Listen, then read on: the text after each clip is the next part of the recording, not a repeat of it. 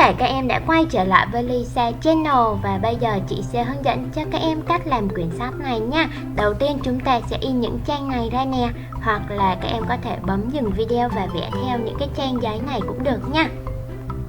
Sau đó thì các em nhớ là mình cần phải chuẩn bị kéo nha, băng keo 2 mặt nè và hồ dán để chúng ta làm quyển sách này nhé.